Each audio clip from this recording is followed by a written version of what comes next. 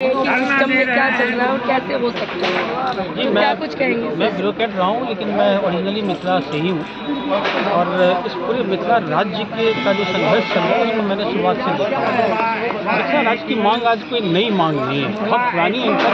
अगर सबसे पहले किसी राज्य की मांग हुई थी तो मिथिला की 1902 में हुई थी, ऑलमोस्ट 100 साल से ज़्यादा हो चुका है।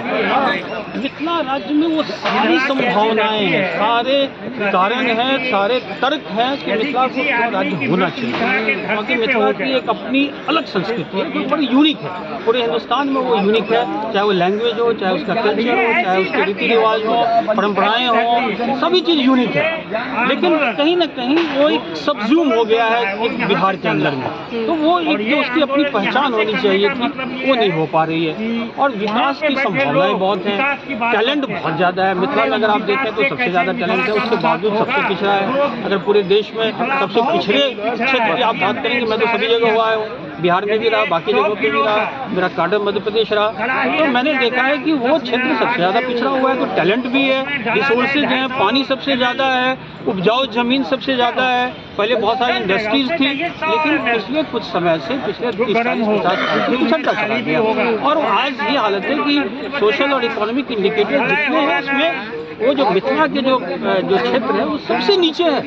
तो ये जो एक विडंबना है, जो ये जो कंट्राडिक्शंस हैं, विरोधाभास है, उसके लिए आवश्यक है। चूँकि और प्रेजेंट गवर्नमेंट है वो भी मानती है, बीजेपी भी मानती थी कि छोटे छोटे स्टेट होने चाहिए। और जो भी छोटे स्टेट बने, चूँकि मैं मध्य प्रदेश कार्ड कर रहा हूँ, तो मैंने छत्तीसगढ़ में भी मैंने नौकरी करी है काफ़ी समय तक। मैंने देखा है कि जब छत्तीसगढ़ बना या ये दोनों उत्तराखंड बना या झारखंड बना, तो आपने परिवर्तन देखा। हरियाणा बना, उसमें परिवर्तन आपने देखा जब अलग हुआ। तो जैसे जैसे अगर एडमिनिस्ट्रेटिव कन्वीनियंस के हिसाब से भी देखा जाए, डेवलपमेंट के हिसाब से देखा जाए, भौगोलिक दृष्टिकोण से देखा जाए, तो मिथिला में वो सारी चीज़ें हैं जो उसको राज्य बनना चाहिए। ये देश हित में भी है, केवल ये राज्य की मांग केवल राज्य के लिए नहीं है, देश हित में। सर, आपने जिक्र किया जो आप मिथिला अलग राज्य की मांग कर रहे हैं, उसका आंदोलन चलते 100 वर्ष हो गए लगभग, तो वो कौन से कारण रहे हैं कि जिससे अभी तक मिथिला अलग राज्य नहीं बन पाया? बहुत सारे कारण हैं। एक तो सबसे पहले जो मैथिली भाषा थी वो पहले अष्टम सूची में नहीं थी, तो वो एक हमेशा कारण होता था पहले, चूँकि आपकी भाषा, चूँकि शुरुआती दौर में भाषाई आधार पर राज्य बने थे। 1955 में आपको याद है जब राज्य पुनर्गठन आयोग बना, तो भाषाई एक प्रमुख कारण था। उसके पहले भी जो आंध्र प्रदेश बना तो भाषा के आधार पर बना था। ऐसे ही महाराष्ट्र में, तो मैं आपको बताता हूँ कि जो अम्बेडकर साहब हैं, बी आर अम्बेडकर, उन्होंने जो ज्ञापन दिया था उसमें मराठी भाषा के आधार पर उन्होंने महाराष्ट्र बनाने की मांग करी थी। जब स्टेट ऑफ बॉम्बे था तो बॉम्बे से फिर महाराष्ट्र अलग हुआ था।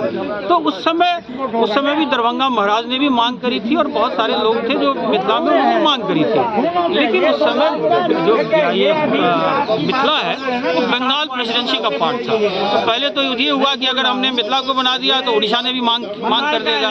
1912 में जब ये अलग हो गया बंगाल से, तो उड़ीसा और बिहार पार्ट थे। बाद में हुआ कि फिर उड़ीसा भी 1936 में अलग हो गया। तो बिहार को अगर आप देखेंगे तो धीरे धीरे अलग हुआ, बाद में झारखंड भी अलग हो गया। तो इन सब डेवलपमेंट की वजह से कहीं ना कहीं मिथिला पिछड़ गया। लेकिन ये मिथिला की अपनी एक अलग पहचान है, अपनी आइडेंटिटी है, अपनी भाषा है, अपने सब कुछ है। तो मैं समझता हूँ कि अगर विकास के दृष्टिकोण से भी देखा जाए और देश की सुरक्षा के दृष्टिकोण से, वो सबसे ज़्यादा महत्वपूर्ण है कि भारत और नेपाल सीमा पे, मैं उसी भारत नेपाल सीमा पे मैं DIG रहा हूँ, मैंने SSB में काम किया हुआ है, मैं जानता हूँ उस पूरे को। तो सुरक्षा के दृष्टिकोण से भी अगर मिथिला ज़्यादा एडमिनिस्ट्रेटिवली काफ़ी कम्पैक्ट अगर स्टेट होगा तो उसका जो प्रशासन है, जो आपकी जो व्यवस्था लगाना है, वो ज़्यादा बेहतर होगा। सर,